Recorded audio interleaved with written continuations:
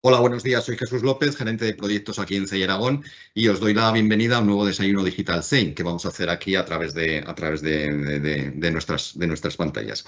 El título en esta ocasión es el de las claves para comprender el juego, el Game Awareness en proceso de escalado de una startup. Nos vamos a centrar en una metodología muy novedosa para facilitar ese cambio desde una empresa tipo startup naciente a ese proceso de escalado, ¿no? Hay un tema ahí interesante que lo que vamos a hacer. Bienvenida a un nuevo desayuno digital CEI que vamos a hacer aquí a través de. Parece que hay un duplicado o algo. De nuestras pantallas.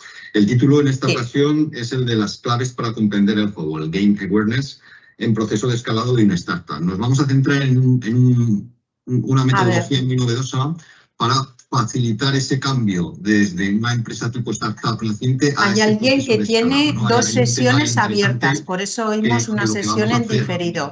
¿Podéis verificarlo, por favor? Bueno, estas cosas pasan en el directo, ¿verdad? Siempre Sí. pasan. ¿La habéis comprobado? Continúo, si os parece. Venga, vamos allá. Bueno. Bien, disculpar esta pequeña interrupción. Bien, lo que vamos a hablar es una metodología para ese momento temporal, ¿no? En el que una startup está iniciando el proceso de escalado, ¿no? Y tiene que ver un poco con la estrategia de las compañías, algo fundamental, pero bueno, antes de hablar de estos temas, que lo vamos a desarrollar a continuación, vamos a conocer una nueva empresa CEI instalada en nuestro centro de Zaragoza, que es Shelab Hub, una consultora tecnológica para pequeñas y medianas empresas especializada en proyectos de digitalización, automatización e industrialización. Para ello contamos con la presencia de Alex y Laura, los socios de la compañía, que van a exponer brevemente cuál es un poco su actividad. Alex, Laura, cuando quieras, por favor. Buenos días. Hola, buenos días. Shelab surge en Huesia ante una necesidad de... Bueno, disculpad, cosas de directo. Nada, bueno, Shelab es después de 20 años de experiencia tecnológica trabajando en diferentes sectores, se nos ocurrió dar el salto, digamos, de crear nuestra propia empresa y poder generar un valor diferente a lo que generaban actualmente las consultoras tecnológicas donde he vivido durante esos 20 años, por así decirlo. Y dije, bueno, queremos estar en una población rural, queremos vivir en una población rural y lo difícil para vivir en ello es atraer el trabajo, es tener el trabajo, por lo tanto el trabajo lo tienes que tener tú. Por lo tanto fue también uno de los condicionantes de crear la empresa. Que ofrecemos, por así decirlo, y que desarrollamos con ello. Lo que hacemos es primero atraer proyectos a través de la digitalización, de la digitalización, de la automatización y la industrialización en diferentes sectores de nuestro expertise, ¿vale? Ofrecemos un análisis clave a las empresas para saber claramente dónde está su situación tecnológica en esos momentos para poder hacer ese crecimiento y continuamente le damos, por así decirlo, luego un acompañamiento en el cual le vamos ofreciendo diferentes paquetes, diferentes servicios para trabajar ese crecimiento digamos esa integración dentro de la industria tecnológica actual y demás. Claramente eso también trae valor de que nuestros colaboradores y trabajadores están en entornos rurales que tienen el mismo problema, por así decirlo. No se te oye. ¿Se me ha oído? Sí, muy bien, sí, correcto. Perdona, están en el entorno rural, tienen el mismo problema que nosotros, que tenemos que traer, por así decirlo, el trabajo, ¿vale? Entonces lo que hacemos también es esos colaboradores pasar, son nuestros compañeros, son nuestros, por así decirlo, están dentro de nuestro hub, por así decirlo, y vamos pasándoles esos trabajos para que no tengan que moverse, desplazarse, buscarlo donde siempre están, que están normalmente las empresas de las ciudades y demás. Entonces hemos generado, por así decir, ese doble impacto, triple impacto, por así decirlo, que digitalizamos donde sea, por así decirlo, no tenemos límites, tampoco tenemos límites de proyectos y encima de raíz de ello damos trabajos a poblaciones más vulnerables de población y con ello hacemos mantenimiento de población para que esas personas, esas poblaciones sigan coexistiendo. Y segundo, los trabajadores están muy contentos, dado que no es lo mismo vivir en una ciudad que vivir en un pueblo rodeado de montaña, naturaleza y demás. O sea, es una experiencia maravillosa. Por eso ya Suficiente. Muy bien, estupendo. De eso se trata, ¿no? De acercar un poco polos de desarrollo económico a entorno rural. De algún modo vais a ser o queréis ser un poco el departamento de I+D externo de estas pymes. Bueno, ya hablaremos un poco más en detalle. Antes de dar paso al ponente principal, sí que me gustaría deciros que tenéis a través del chat la posibilidad, los oyentes, de transmitirnos las preguntas o las dudas que tengáis para resolver dudas sobre la actividad de ese lab o del ponente principal. Bueno, muy bien, Alex, gracias. Bueno, pues bien, entramos en materia, si os parece, con el desayuno de hoy. Las claves para comprender el juego. Game Awareness en procesos de escalado de una startup. Bien, la clave, una vez pasada esa fase inicial de desarrollo de una startup, enseguida hay que pensar en el modo de escalar de una manera ordenada y eficaz nuestra empresa. Para ello, como punto de partida, surge la necesidad de conocer a fondo nuestro terreno de juego, el suelo que pisamos, ¿no? Para que los saltos que demos como empresa estén bien fundamentados, ¿no? Así, en el desayuno digital de hoy, lo que vamos a dar las claves del Game Awareness, un concepto clave en el ámbito empresarial y que se refiere a la capacidad de una organización para entender su entorno competitivo, para anticipar los movimientos de los competidores y adaptar rápidamente sus estrategias, ¿no? Sí que hay que tener un cuidado especial por cuanto involucra el monitoreo constante del mercado, la lectura de las señales estratégicas y una alta adaptabilidad, ¿no? Al aplicar este concepto, las empresas pueden identificar oportunidades, evitar amenazas y coordinar acciones internas de manera ágil, asegurando una ventaja competitiva en su entorno dinámico, ¿no? Ahora vamos a entrar en materia, pero la clave está en no fijarse solamente en lo evidente, el mercado, la competencia, las características del precio de los productos, sino intentar intuir, intentar descubrir lo que no está a la vista dentro de este entorno competitivo. Esa es un poco la clave y es un poco la novedad que tanto José Antonio de Miguel como su colaborador Manuel Juanes nos van a exponer en esta exposición. Cuando queráis, por favor, gracias. Hola, buenos días. Antes de comenzar, tengo un bucle terrible, tengo un delay con el audio. No sé si lo podríamos arreglar de alguna manera. Miguel, perdón, José Antonio, eso debe de ser porque tienes alguna sesión más abierta. Ya le vamos a pedir a María Jesús que te eche una mano. Un Vale. segundo.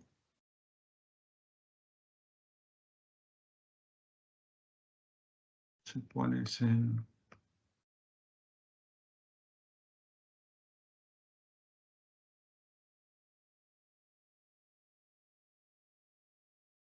Bien.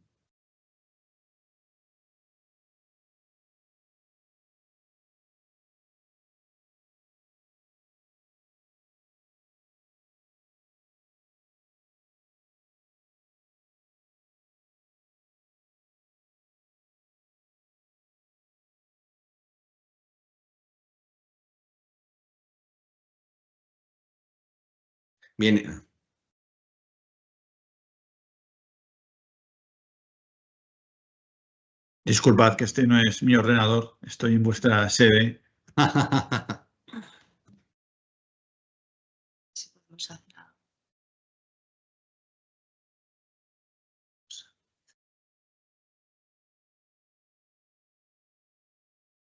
Sí, es que no sé muy bien.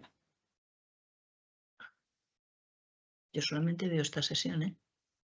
Bueno, si os parece, simplemente mientras preparan el ordenador, Esto es las dos pantallas. insistir un poco en la materia que estamos trabajando, ¿no? Es decir, la idea fundamental de lo que vamos a tratar es de no intentar centrarnos solamente en lo evidente, en el tema de mercado, clientes, competencia, condiciones, sino intentar ver qué es lo que hay debajo del agua, qué es lo que no es evidente dentro de las actividades que afectan a las empresas y a los mercados, qué tendencias hay, cuáles son quién toma las decisiones en las compañías o cuál es un poco la posibilidad de anticiparnos a posibles cambios que haya, ¿no?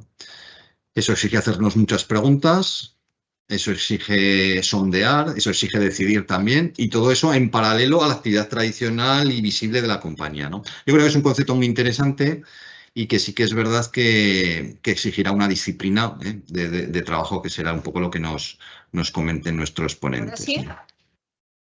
¿Hola? Sí. Hola. ¿Qué tal, María No Jesús? se oye, soy muy bajito. Te oímos perfectamente, Sí, podéis. nosotros ¿Sí? Ahora sí, ahora sí. oímos muy bien. Venga, gracias, María Sí, Jesús. Venga, José vamos a por Antonio, ello. Manuel, cuando queráis, por favor. Solucionadas, disculpad, porque además es que el ordenador no es mío y bueno, tampoco quiero robar más tiempo con temas técnicos. En primer lugar, muchas gracias, CEI, muchas gracias, CEI Aragón, y muchas gracias a Jesús por la introducción y a Alex también por su introducción de lo que hace, proyecto que conozco y con el que colaboro de manera habitual. Hoy vamos a tratar de, tanto Manuel, Juanes y yo, trabajamos en un concepto, no me atrevería a llamarlo como metodología, pero una idea de base que es la de Game Awareness, que es la de comprender y tener conciencia del juego. Y me pareció muy interesante conectarlo con los procesos de escalado que están en el ADN del propio CEI Aragón, el proceso de escalado de startups, ¿no? Y conectarlo también con nuestra forma de trabajar la estrategia, los desafíos estratégicos, etcétera, etcétera, ¿no? Para contextualizar dónde encajaría esta idea del game awareness o de la comprensión y conciencia del juego.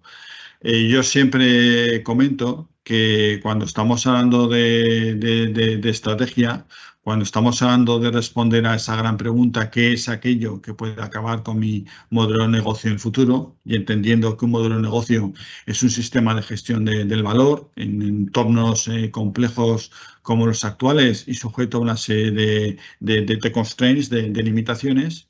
Hay un claim que vengo utilizando desde hace tiempo, que es un claim sencillo, pero que yo creo que es bastante directo, que es comprender el presente para conversar el futuro. Cualquier organización, independientemente de su tamaño, y en este momento estamos hablando de startups en fase de crecimiento, deberían de comprender cuál es su presente, intentar responder a preguntas como, por ejemplo, ¿con quién competimos? ¿Qué nos compran? ¿Cuáles son las reglas de competencia del sector, etcétera, etcétera? Para a través de ahí empezar una conversación con su futuro, con esa visión que quieren ser cuando sean más grandes, esa visión temporal a medio largo plazo. En ese camino, entre nuestro presente actual y esa visión de futuro que nosotros tenemos de nuestra organización, de nuestra startup, es donde nace, donde se genera ese desafío estratégico. Como digo, aquello que nos puede impedir pasar de nuestro presente a nuestro futuro. Habitualmente se están utilizando herramientas bastante tradicionales, potentes, pero no siempre bien utilizadas, como por ejemplo podría ser el lazo, que nos permitiría, si lo hacemos bien, identificar cuáles son nuestros desafíos, amenazas, oportunidades. Pero cuando yo he de reconocer que de la mano de Manuel, de la mano de Manu, conocí el concepto de Game Awareness, dije, ostras, esto es mucho más potente incluso de lo que yo planteo en el libro que acabo de publicar y que además es una concepción que enriquece ese concepto de comprensión del presente, porque habitualmente tenemos una visión muy limitada de cuál es nuestro presente competitivo. Y por esto nace ese concepto de comprensión o de conciencia del juego en el que está nuestra organización. En procesos de escalado es crítico. Siempre es crítico en cualquier proceso estratégico, pero es crítico intentar identificar dónde estamos. Aunque, como comentará Manu, en procesos de escalado también nos enfrentamos a zonas de sombra, zonas donde no tenemos ninguna información. Entonces, ya para aterrizar el concepto, ya lo hemos enmarcado, esto tiene sentido en esta parte de comprensión de nuestro presente competitivo en esa conversación con el futuro. Para aterrizar el concepto, le doy la palabra a Manuel Juanes, que es un auténtico experto en la materia. Bueno, muchas gracias, José, por darme paso y muchas gracias al CEI, ¿vale? A Jesús, a Belén, por invitarnos a hablar de un concepto que, bueno, no está muy presente muchas veces en el entorno de los negocios, pero en lo que es en la literatura y en lo que es en los elementos que normalmente solemos destacar, pero que está presente en su realidad cotidiana, ¿no? También darle las gracias a Alex por la introducción que nos ha hecho de su proyecto, de su interesante proyecto. Y bueno, por ir arrancando un poco con la materia, ¿vale? Tenemos que entender a priori que básicamente lo que llamamos el game awareness, o los anglosajones llaman game awareness, nosotros podemos llamar lectura de juego, comprensión del juego, corresponde a la dimensión más o menos de lo que llamamos el pensamiento tácito, ¿vale? El pensamiento tácito es un tipo de pensamiento y por consiguiente de aprendizaje que, más allá que una definición canónica, yo creo que lo identificamos sí, de una manera muy sencilla con una pequeña metáfora, y es que es muy difícil aprender a montar en bicicleta leyendo biografías de Miguel Indurain, ¿vale? Entonces, en el fondo, el game awareness es un elemento que directamente vamos aprendiendo como una habilidad o como una skill gracias a enfrentarnos a lecturas de juego, ¿vale? A mí me gustaría, antes de profundizar luego con elementos más ligados con la estrategia y con los modelos de negocio, definir un poco lo que es el concepto de game awareness por enmarcar y que tengamos todos claro más o menos de lo que estamos hablando.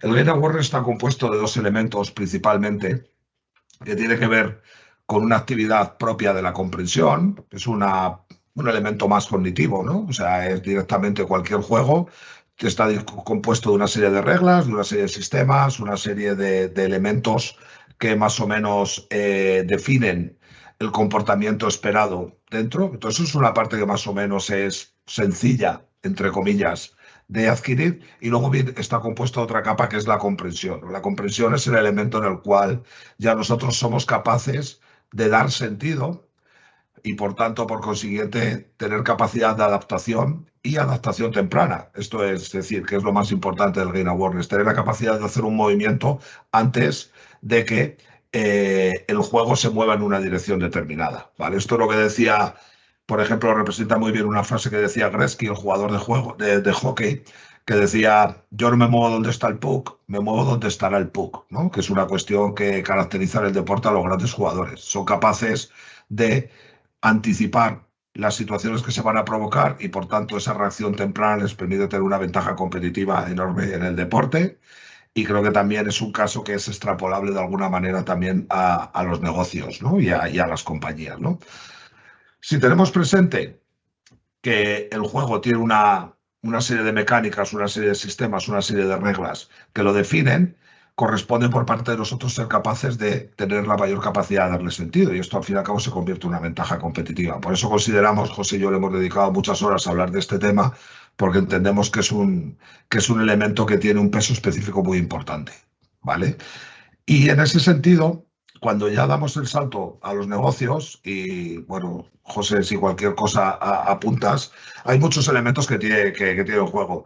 Sobre todo que los juegos son muy distintos para los negocios dependiendo de múltiples factores. En este caso, como estamos hablando, yo creo que de las scale-ups, pues conviene tener presente cuál es la principal característica que define una scale-up, ¿no? O sea, según me parece que es la OCDE, creo que define como una scale-up a una compañía que lleva en ratios de crecimiento superiores al 20% 3 años consecutivos, ¿no? Entonces, en ese sentido, bueno, pues hay una serie de elementos que ya nos va dando unas pistas importantes de cuál es esa parte de la comprensión del juego, ¿no? Crecimiento.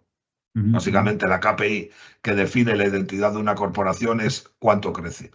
En ese sentido, el juego está marcado por unas reglas, pues, particulares, que pueden ser probablemente muy distintas del juego, pues, por ejemplo, para una startup, ¿no? Que está en una fase, pues, de validación. Y en ese sentido, creo que hay una herramienta muy potente en el game awareness, como hay una herramienta en todo lo demás, ¿no? Y yo creo que, igual que decía José, esa gran pregunta del desafío estratégico que nos permite comprender el presente, ¿vale?, para poder establecer hipotéticos futuros. Nosotros siempre hablamos de una pregunta poderosa para nosotros, y quizás la gran pregunta, que es si con la información de la que estoy pensando correctamente, ¿vale? Y esto nos pone encima un elemento muy importante: la situación especialmente intensa de asimetría de información y de información incompleta a la que se enfrentan las scale-ups en su entorno de crecimiento, ¿vale? Aquí abrimos la primera derivada. Tenemos muy poquito tiempo. José y yo le hemos dedicado a esto decenas de horas, ¿no? Y tenemos media hora, pues es muy difícil. La primera derivada, que es, y que a nosotros nos parece muy relevante, la diferencia que podemos establecer entre el concepto de riesgo y el concepto de incertidumbre. Podríamos definir que son dos conceptos que tratan de abordar lo desconocido. Lo que pasa es que al riesgo le podemos poner precio, ¿vale? Lo que sería el precio entendido en términos económicos. Podemos establecer e identificar ¿vale? La probabilidad de incidencia, cosa que con la incertidumbre ni siquiera podemos ponerle precio, ¿vale? Conseguir el éxito de una startup en fases iniciales, bueno, pues el riesgo de no conseguirlo podemos hablar que es del 99%. Bueno, tenemos históricos, tenemos una serie de indicadores que nos permiten establecerlo. El problema viene cuando estamos enfrentándonos a lo que Rumsfeld en su matriz define en el cuadrante de los desconocidos desconocidos, ¿no? Nosotros podemos enfrentarnos a la información de 4 maneras y tenemos un cuadrante en el cual estamos muy seguros de que sabemos lo que sabemos. Es decir, tenemos la información completa sobre un evento y encima tenemos las habilidades y las capacidades para afrontarlo, ¿vale? Porque tenemos el conocimiento. Ese es el entorno más cómodo para el ser humano, muchas veces artificialmente, porque la información casi siempre es asimétrica y es incompleta. Nosotros le damos una apariencia de tener la información completa que no es real, pero lo que preocupa realmente es el cuadrante opuesto, que es el de lo que no sabemos, que no sabemos. O sea, ni siquiera somos conscientes de que se producen elementos en el entorno que nos están golpeando positivo o negativamente. Y en ese sentido es un entorno en el que las scale-ups, no en tal grado de magnitud como las startups, pero sin duda alguna es un elemento que gobierna el juego, ¿no? Entonces, ¿cómo somos capaces de hacer un trasvase de incertidumbre a riesgo? O sea, cómo somos capaces de tratar de identificar y de poner precio a la incertidumbre, identificándolo y convirtiéndolo en riesgo. Eso es un primer elemento que creo que es importante, ¿vale? Yo pido disculpas porque esto requeriría mucha más profundidad, ¿no? Pero vamos a ir esbozando una serie de claves que creo que son interesantes. Otro de los elementos que incide y que para mí es crítico, tanto cuando he sido emprendedor, cuando he participado en startups y en scale-ups en diferentes elementos, es la dificultad a la que nos enfrentamos para poder identificar cuánto incide la habilidad y cuánto incide la suerte en el resultado de lo que estamos consiguiendo. Las startups, las scale-ups por lo general, están en una etapa de embriaguez emocional, han conseguido romper el techo y están ahora mismo en un momento en el que ven que el negocio, bueno, está atraccionado en el mercado, ¿vale? O sea, han conseguido el famoso encaje producto-mercado, y entonces al final tenemos ese problema de que el crecimiento se convierte en algo identitario. Más que nuestro propósito, nuestra visión, prácticamente nuestro único propósito es crecer, y eso pues al final genera, en mi opinión, mi humilde opinión, porque lo he experimentado, lo he visto y lo he vivido en primera persona, grandes problemas de interpretación, de lectura del juego y por consiguiente de toma de decisiones, ¿vale? ¿Por qué? Porque muchas veces infraestimamos el impacto que ha tenido en el resultado de un evento el azar y la suerte y sobreestimamos nuestras habilidades, ¿no? Creemos que lo conseguido es por méritos propios y muchas veces una de las cosas que he tratado de aprender es intentar definir de cuánto cada situación está gobernada por la habilidad y por la suerte, ¿vale? Y eso es también un elemento de lectura de juego.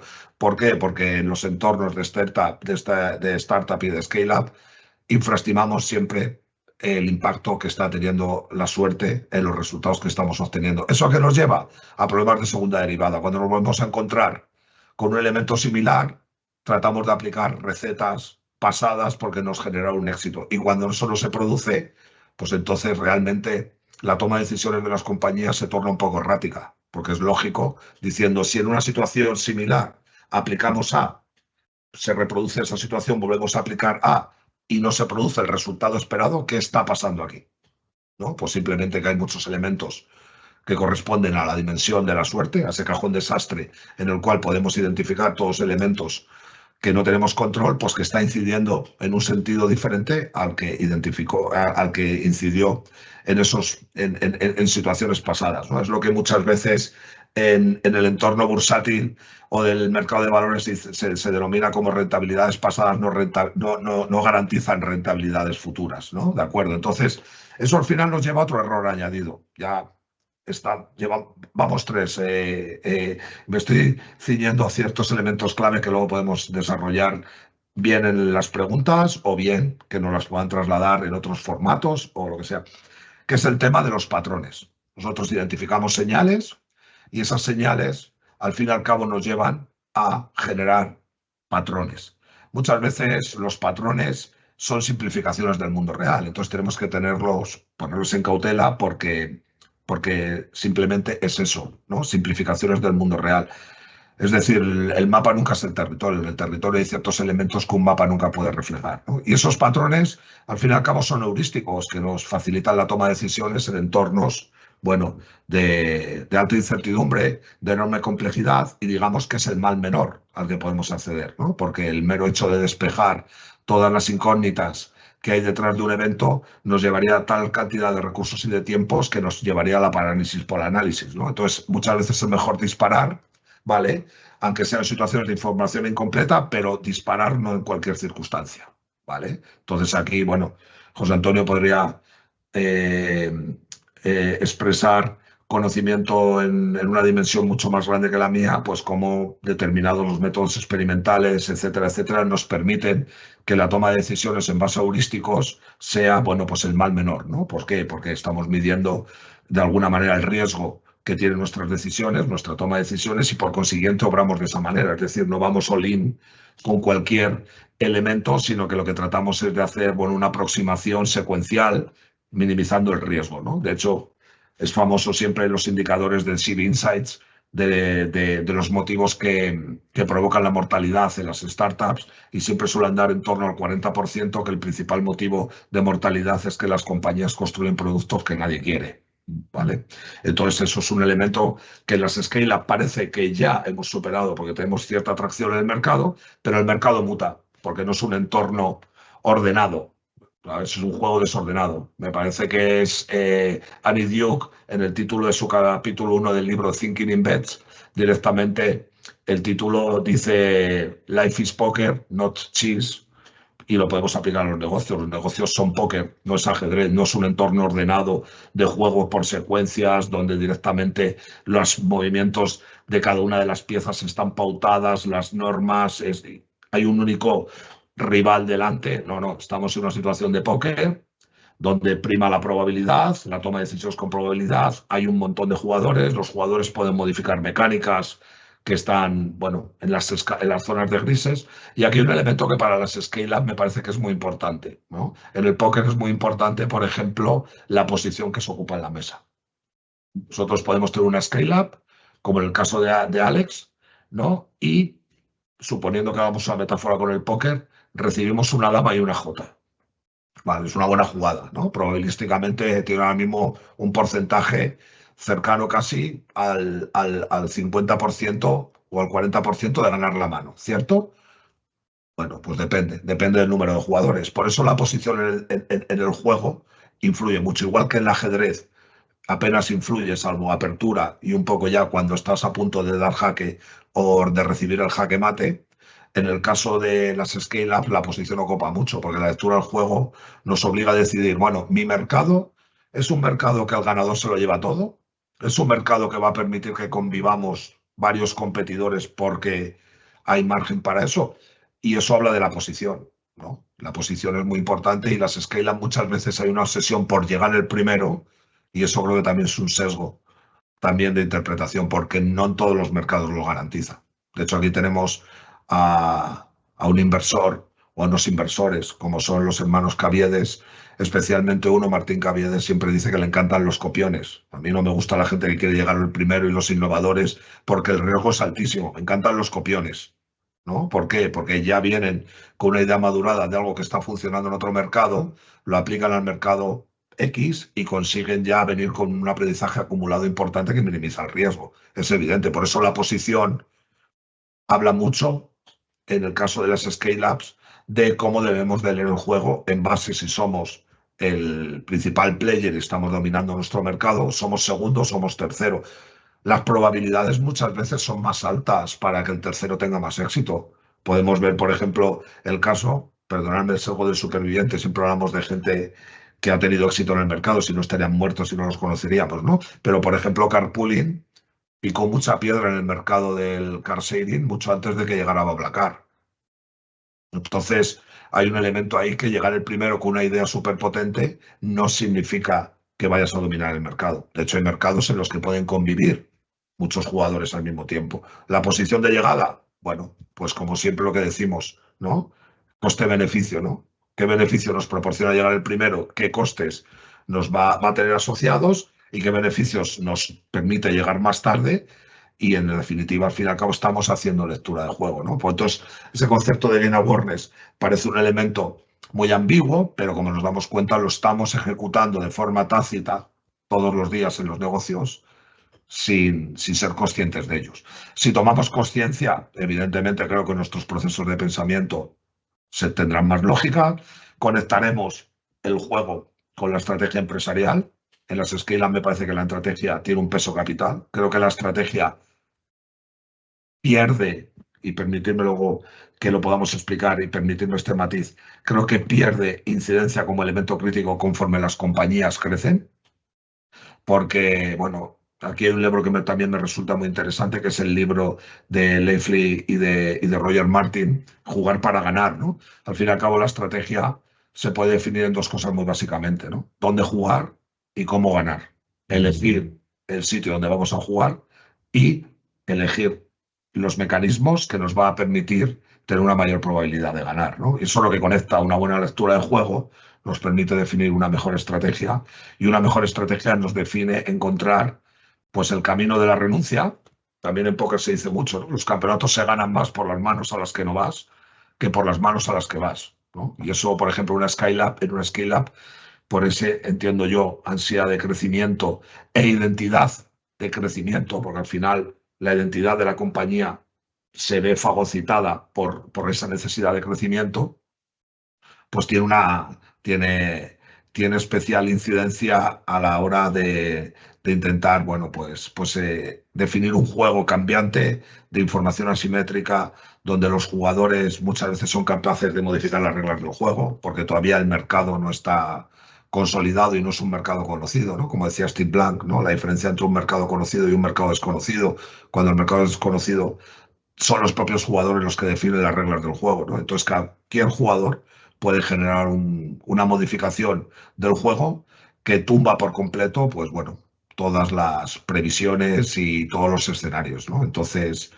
yo creo que después de esta chapa, creo que más o menos creo que hemos podido definir un poco lo que es el game awareness en líneas muy, muy generales, porque bueno, estamos simplificando muchísimo y espero que nos lo permitáis por una cuestión del bien escaso del tiempo. Sí, si me permites, nada, 2 minutos y medio, Jesús, y luego ya continuamos. Sí, adelante. Hablamos a veces de líderes visionarios, hablamos de tanto globales como también en todas las comunidades autónomas tenemos a unos emprendedores de referencia y hablamos de esa visión, de ese liderazgo, de ese movimiento, de cómo son capaces de transformar equipos. Y habitualmente yo diría que, igual que con los deportistas, todos podemos tener en mente grandes capitanes de equipos de básquet, de fútbol, de jugadores de golf, de jugadores de tenis que tenemos todos en la mente, son auténticos maestros en la lectura del juego y la comprensión, ¿no? Si estamos jugando al tenis, si jugamos en Madrid, si jugamos en Barcelona, la pelota bota diferente, si jugamos en tierra y ha llovido, la humedad hace que la bola estamos jugando. Entonces, este tipo de cuestiones hacen que los líderes sean capaces, los grandes líderes sean capaces de leer, de comprender no las reglas, que esas las sabemos todos, no tiene que botar la pelota dentro o fuera, 2 botes, 1 bote, sino ahora, en este momento, en este instante, cuál es la mejor decisión para que nuestro proyecto crezca, para que nuestro scale-up pase al siguiente nivel. Y el objetivo de este desayuno, cuando me lo propusiste, era que a veces veo demasiada simplificación en un proceso escalado. Escalar no es simplemente decir, aquí está mi proyecto, he conseguido esa primera atracción inicial, ese product market fit que hablaba Manu, que habla Steve Blank, ya tengo esa primera atracción inicial. Ahora simplemente inyectamos pasta, quemamos pasta y crecemos. Es mucho más complejo, y utilizo la palabra complejo de una forma tal y como se debe utilizar, que no es complicado. Es mucho más complejo porque estamos haciendo que nuestro sistema de modelo de negocio crezca. Los sistemas, cuando crecen, se complejizan de una forma instantánea, se retroalimentan, hay muchos bucles. Estamos hablando también de creación de valor en contextos complejos donde el valor cambia. Estamos hablando de esto. Simplemente yo creo que esta era la idea del desayuno, ¿no? Que sin comprender el juego, que va mucho más allá que las reglas, es prácticamente imposible no escalar, diría yo que casi sobrevivir en contextos como los actuales. Muy bien. Muy bien, gracias por vuestras intervenciones. Vamos a dar paso un poco a las preguntas, varias preguntas, pero bueno, descansaros un poco, los últimos ponentes, y vamos a trabajar con Shelab, ¿no? Con Alex, un par de preguntas, ¿no? De todos modos, lo que habéis comentado en esencia es eso, ¿no? ¿En qué negocio estamos, ¿no? Y ese en qué negocio estamos implica saber cuál es lo que tienes, lo básico, las reglas que decías, pero también un poco las palancas, ¿no? de posibles cambios y cómo nos afectan. Ahora trataremos estos temas. Alex, oye, una cosa, mira, vosotros sois especialistas en digitalización, automatización, industrialización, ciberseguridad. Me gustaría, ¿cuál es tu opinión en cuanto a tendencias, ¿no? En el sentido de que tendencias que observas en las pymes, ¿no? ¿Las están adoptando estas tecnologías? Unos sectores sí y otros no. ¿Cómo lo ves? O sea, todavía nos cuesta por mucho que nos dicen de la necesidad y demás, pero sí. ¿Qué opinas? A ver, es complicado, se va adaptando poco a poco, pero más por supervivencia que por necesidad. Que por necesidad en sí que es necesidad, pero ya lo adoptan casi en la fase de supervivencia porque ha pasado algo o alguien le ha pasado algo.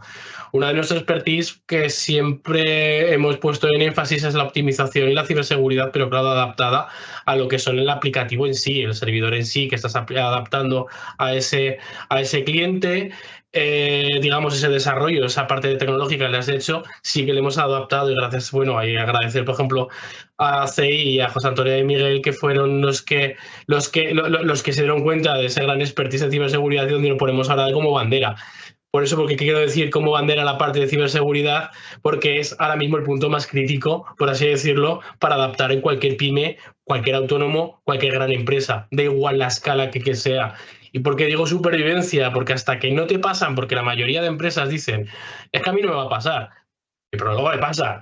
Entonces cuando lo adaptan, entonces cuando se ponen a hacer las cosas y demás, sigue siendo complicado porque es un coste añadido. Es un coste, por así decirlo, que si vendes patatas, ¿para qué quiero tener ciberseguridad? No está dentro de mi core de negocio, ¿vale? Pero sí que está dentro de su core de negocio tener la parte administrativa, la parte del ERP, la parte del servidor, la parte de los correos y demás bien cubiertos para que no te hagan un fraude dentro de una cuenta corriente, que no te hackeen WhatsApp y que empiecen a pedir dinero a partir de tu cuenta. Es necesario. Pero hasta que no pasa, o le pasa al vecino, esto lo de aquí en Aragón pasa mucho y más en los pueblos, ¿vale? Hasta que el vecino se moja, no se moja el siguiente. O sea, no, es complejo. Es una frase, va muy despacio. Siempre, cuanto más pequeña es la pyme, cuanto más esto, siempre el problema del presupuesto y demás. Pero vamos, eso es lo que limita muchísimo hacerlo. Nosotros lo vamos haciendo porque está dentro de nuestro expertise, por así decirlo, de nuestra parte, digamos, de llegar a todo el que lo necesita, pero es un limitante, creo yo, O sea, creemos nosotros desde la base de la vivencia. Pero observas que se dan cuenta de que es necesario invertir. Se dan cuenta y están al 100%. O sea, nosotros hemos observado un crecimiento del 400% desde septiembre. O sea, en peticiones, en todo. O sea, gente que... Proyectos, por así decirlo, que nosotros empezamos hace unos meses, antes de trabajar con José Antonio, antes de trabajar contigo, con Jesús y demás, ofrecíamos web, como vamos a conocernos, ¿no? Vamos a que nos conozcan por web. Y no, al final pusimos la ciberseguridad por bandera, por así decirlo, porque realmente es lo que más se están pidiendo. Actualmente es lo que más se está demandando. Y viene un poquito, pues, por todo lo que está pasando hacia atrás, ¿vale? Está entrando la ciberseguridad, está entrando la inteligencia artificial, se empieza a aplicar la inteligencia artificial en acciones malvadas. Ya no hay, por así decirlo, un grupo, sino que hay un ordenador, por así decirlo, que es el que hace automáticamente casi todos los ataques. Entonces empieza a verse muchos más casos Y todos esos casos empezaron a ver más, fueron saliendo más a raíz a partir de junio y todo el verano. Entonces, claro, todo ese parón de verano la gente piensa, empieza a haber problemas y van pidiendo. Entonces, claro, un cliente, lo que decía antes, o sea, pide una cosa pequeñita, pero van conociendo de tu expertise y te van pidiendo más, mucho más. Entonces, hemos notado en clientes, tenemos clientes en sí que estamos haciendo un acompañamiento tecnológico.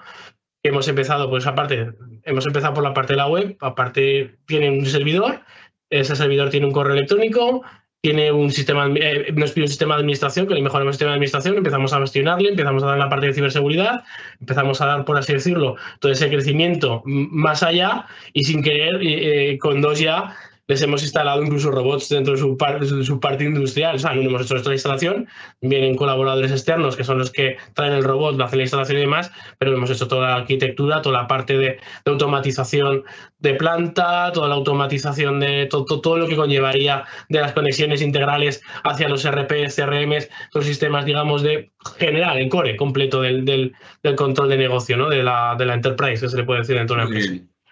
Muy bien. De acuerdo. Oye, luego tengo otra pregunta. José Antonio, Manuel, oye, con el tema de lo que hablamos, ¿no? Lo que ha gravitado un poco en vuestra presentación, ¿no? Entornos complejos y de alta incertidumbre, ¿no? Claro, hablabais un poco de la repercusión, sobre todo en lo que nos planteamos muchas veces, ¿no? En el tema del crecimiento y demás, pero claro, estos conceptos también afectan a temas sensibles en las compañías, como el tema de la innovación, los modelos de negocio, la propuesta de valor, ¿no? Un poco que está antes también, ¿no? ¿Qué opináis? ¿Cómo...? Bueno, pues como me da el paso Manu, bueno, es que la complejidad, que es una palabra, ojo, que está poniendo muy de moda con cierto hype, que puede acabar como otras palabras como innovación o calidad o excelencia en sus tiempos. La complejidad es que para nosotros, entiendo que para Manu y para mí, la complejidad es el estado natural de un mercado donde los avances, tenemos una serie de palancas, modas, cambios sociales, tecnología, que van haciendo que, bueno, una frase que no es mía, que es muy manida, pero que utilizo habitualmente, que es que nuestros modelos de negocio, es decir, nuestros modelos de negocio caducan porque la propuesta de valor caduca por el avance imparable del contexto. Hay una imagen también muy habitual que ahí se ven esas maravillas, ¿no? Vamos corriendo por el tablero todo lo que podemos y en un momento dado giramos y decimos, estamos donde hemos... Es que o corres mucho o tu propuesta de valor va a caducar. Y en ese sentido, si no sabemos, yo he hablado algunas veces, cuando hablas de innovación, ¿no? De los diferenciales de innovación. Yo trabajo con compañías que están dentro de un sector, pero yo creo que la clasificación en sectores en algunos casos tampoco tiene mucho sentido porque estamos en verticales, por ejemplo, de alimentación, donde en el mundo de una salsa de tomate se mueve a una velocidad diferente a una salsa base de aceite o una salsa que tenga huevo o una quinta gama, y todo se produce en la misma planta. Cada uno tiene unas reglas de juego, tiene un gain awareness diferente dentro de su propio mercado. Entonces deberíamos hablar de conceptos como que yo denomino el diferencial de innovación, basado en la mecánica de los coches, ¿no? de los ejes, que la rueda dentro de una curva gira a diferente velocidad. Cada mercado gira diferente y esto hace que sean cada vez más complejas las tomas de decisiones, porque algo de lo que ha mencionado brevemente Manu, pero que detrás del gain awareness está ahí, es cómo tomamos decisiones, que eso es esa algoritmia de toma de decisiones. Ahora todos pensamos que el tema de la IA nos va a ayudar, pero esa algoritmia de toma de decisiones es crítica en procesos de escalado. Y Manu, te paso por si quieres apuntar alguna cosa. Sí, no, sin duda, la lectura del juego es el mecanismo más asequible que tenemos para poder entender entornos donde, bueno, hay unos problemas de acceso a la información muy importantes. Porque al fin y al cabo lo que nosotros podemos enfrentar desde cada uno de nuestros negocios es intentar generar de alguna manera probabilísticamente, y eso los seres humanos tenemos serios problemas para definir probabilísticamente, qué situaciones se pueden provocar. En base a las situaciones que se pueden provocar, nosotros ya podemos generar un concepto que a mí me parece muy interesante, que es el valor esperado, ¿no? Lo que los anglosajones definen como expected value, ¿no? Una probabilidad baja con un alto valor detrás versus a una probabilidad de materialización mucho más alta, pero cuyo valor detrás es mucho más pequeño. Esto aplica perfectamente a las scale-up, especialmente bien, pero a todo tipo de negocios, ¿no? Entonces, al fin y al cabo, lo que se trata es de que el juego nos permite tomar decisiones, ¿no?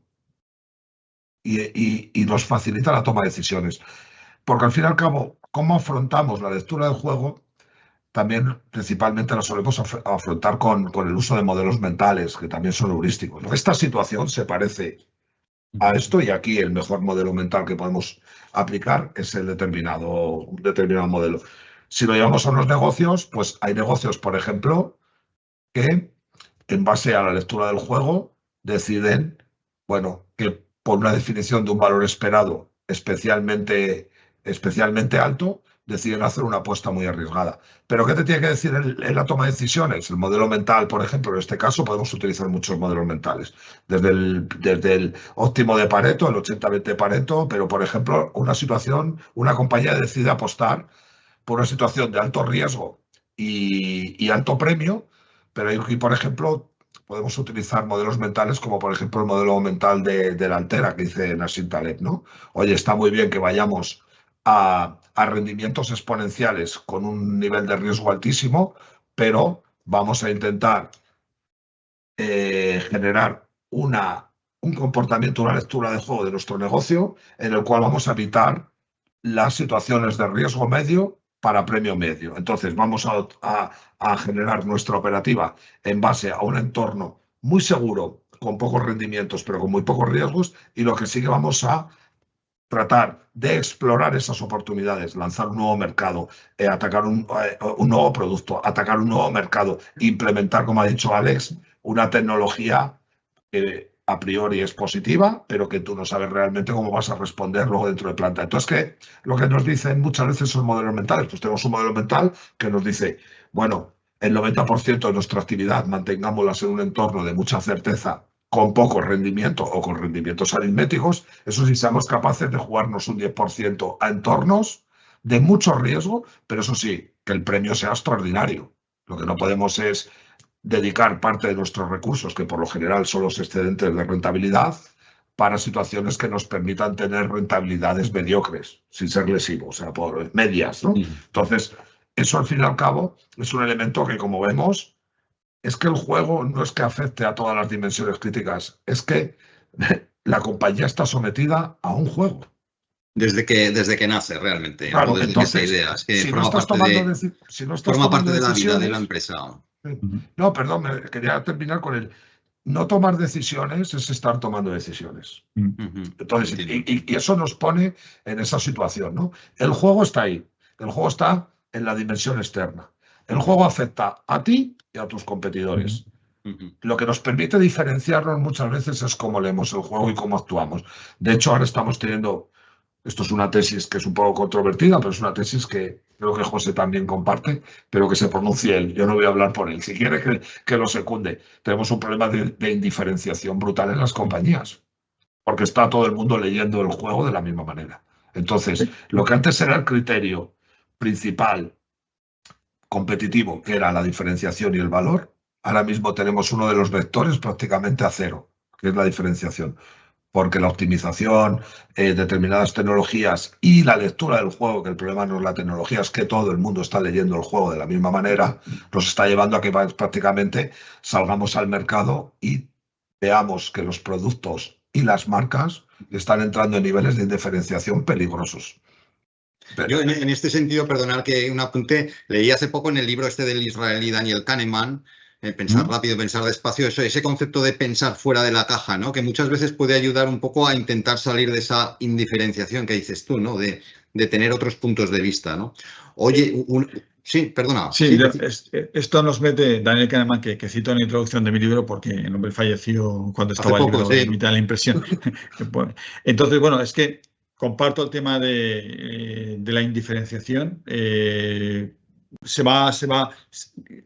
Y también comparto algo, bueno, yo creo que es que vivimos cuando estamos en organizaciones, estamos viviendo también en cierta dictadura del cortoplacismo, y el cortoplacismo no nos invita a explorar cosas nuevas, nos invita a seguir explorando el modelo de negocio que funciona, ¿no?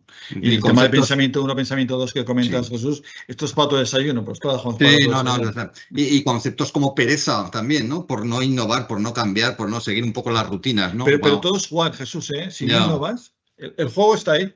Sí, no, está claro. De esta mano paso, pues paso de esta mano. Voy a tope. Estás jugando, ¿eh? Vale, oye, vamos terminando, si os parece, un par de preguntas. Una para Alex y otra de cierre para vosotros también. Alex, hay un comentario que nos comenta Rosa Somontano, una oyente, dice, hay una falta enorme de información adaptada. A ver qué te parece, Alex. Dice ella, hay una falta enorme de información adaptada para las pymes y para los autónomos sobre el tema de ciberseguridad, ¿no? Y además hay una gran resistencia al cambio, ¿no? Que subyace dentro de todo lo que es la digitalización de las empresas, ¿no? Sobre todo para autónomos y pymes, ¿no? ¿Secunda esta apreciación? Lo segundo, a ver, sí que se habla, pero se habla muy malamente, igual que la inteligencia artificial, que está ahora es el hype, por así decirlo. Se habla superficialmente de todas las bondades y demás, pero no realmente cómo adaptarlo y el coste realmente que conlleva a hacerlo. Pero está claro, si tú pones, por así decirlo, si tú tienes un local y en ese local pones una cerraja para que cuando te vas por la noche no te entre un ladrón, esas mismas cerrajas las tienes que poner en otras puertas que no, aunque no existan, por así decirlo, pero están ahí. Eso es la parte con las partes, por así decirlo, en la parte digital, ¿no? En la parte que conlleva el dato, que conlleva Internet y demás.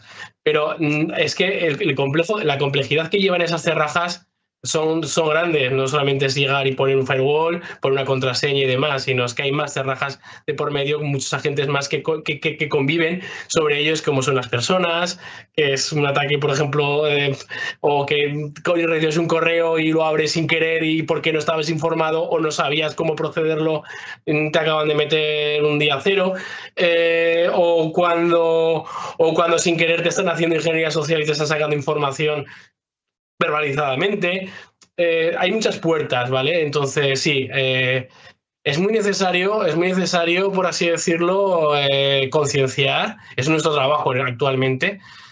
Lo que estamos haciendo es la parte del acompañamiento que tenemos en la parte de ciber y la parte tecnológica, en el cual todos los meses estamos con el cliente concienciándoles, dándoles formación, dándoles esa pequeña duda que le van llegando. Yo hasta la fecha estoy muy contento con mis clientes porque el correo que reciben sospechoso, automáticamente, Alex, he recibido esto, ni se te ocurra abrirlo. Les enseño realmente a leer el correo, ¿qué puntos es para detectar si realmente es fraudulento o no es fraudulento? Hay 5 puntos dentro del correo sin tener conocimiento técnico de leer, digamos, los headers que se pueden detectar y demás. Bueno, les vas enseñando, dice, bueno, ¿sale más caro tener contigo 2 servidores? Y bueno, porque separamos servicios, cosa que en muchas charlas de ciberseguridad nunca se dan. O sea, si tú tienes una web y tú tienes un correo electrónico, si te atacan la web, por lo menos es el correo para comunicarte, pero si lo tienes todo en el mismo sitio, te han atacado al mismo sitio, no tienes por dónde comunicar el ataque a los clientes o la falta en esos momentos de falta de paro porque estás sufriendo algo. Entonces hay que concienciar. Perdona, hay que concienciar. Lo primero es la formación. No poner puertas, por así muros, por poner. No, formación. Ese es el primer muro que hay que poner.